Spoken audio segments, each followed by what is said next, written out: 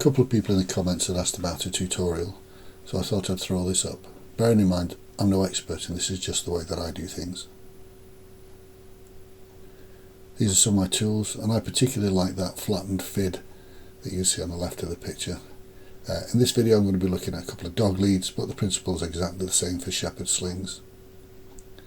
When I'm weaving the braid, I like to bundle the cord so it doesn't get tangled further down, and all I'm using for that is some of those elastics off a Kiddie's Loom Band kit.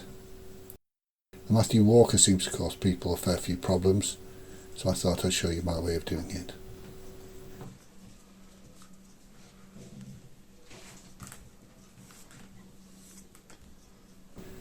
You make a loop, pass it around the back and out through the loop you just made, and you just repeat that again. So you make a loop, pass the standing end around the back, or the working end around the back rather, up through the loops that you've made, so it goes through both loops in this case, and pull it through. You make a third loop, so it's going to be a 4-strand braid obviously. You pass your working end for that loop round the back and up through all 3 loops with a third cord, and then with your last cord you make another loop, and each end is coming out through the loop it made. So you make another loop, pass it round the back, pass it up through all 4 loops in this case, and as you can see, as each one's looped back, it's come out through its own loop. And then I like to start with the one that I did first and just give them a gentle tug just to close those loops up a little bit and to start tightening the knot. Now if you're careful and you're very gentle with this, there's no need to get into a real tangle. I find just by pulling them in the order that you started the loops with, you can start to shape your knot. If you watch one of my early videos, I said the knot tends to walk, and this is where you can push the knot to where you want it to be. Don't tighten it up too much, and you can push the cords so you get that nice even pattern all around the knot. When you're happy with it, start to tighten them up again. Just a little bit at a time, and that way you can push those cords if you need to with your thumbnail or with your finger. Just keep tightening those cords as that knot forms up as you want it to be. We had a really nice even distribution of the cords across the knot, and that's what makes a Matthew Walker knot so attractive.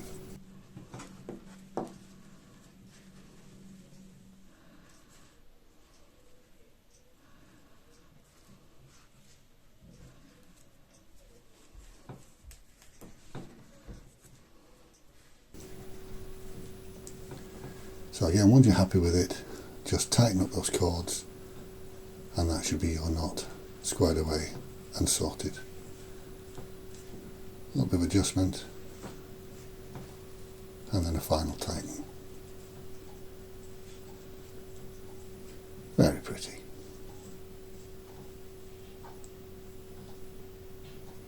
So this is a round braid. This is just how I do it.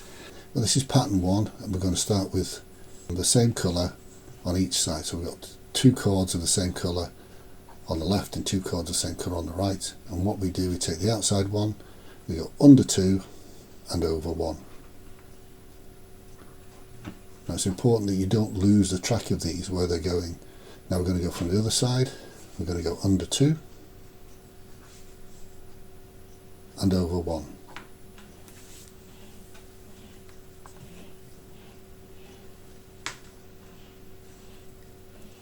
Just keep pushing them up gently up towards that Matthew Walker knot so we don't get too loose a braid. So under 2 and over 1. And you can see that the pattern's starting to emerge now. This one's easy because you will always have the same colours on the same side.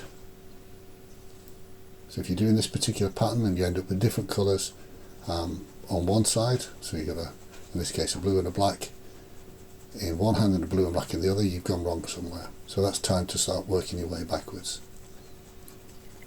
You don't want to watch this all, so I'm going to speed up through this next bit.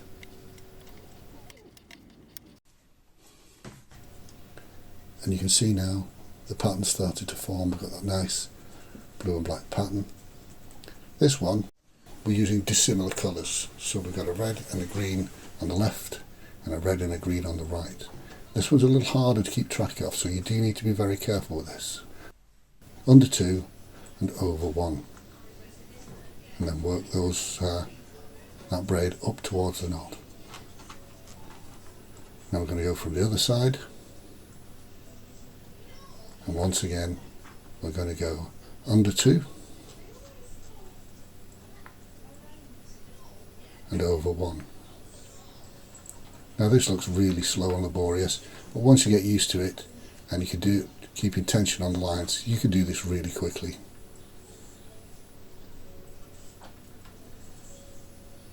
So again, don't let them untangle, keep them neat and tidy.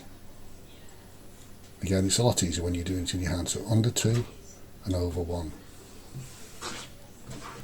Now one of the handy things that you'll notice with this is, as I'll show you in a moment, you can see the cord that's nearest to the Matthew Walker knot is the one that's going to move next. So again, under 2 and over 1.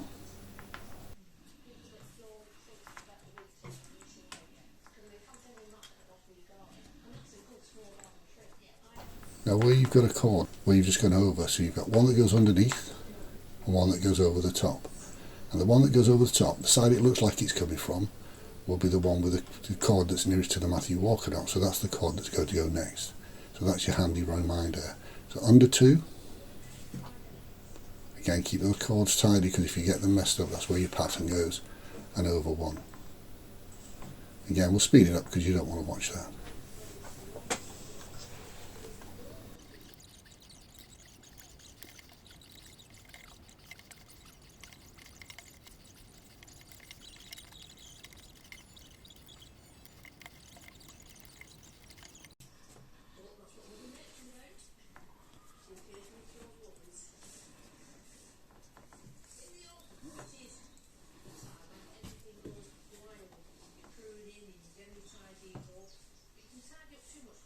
Same weave, 2 different patterns because we had a different start, but they're both quite pretty.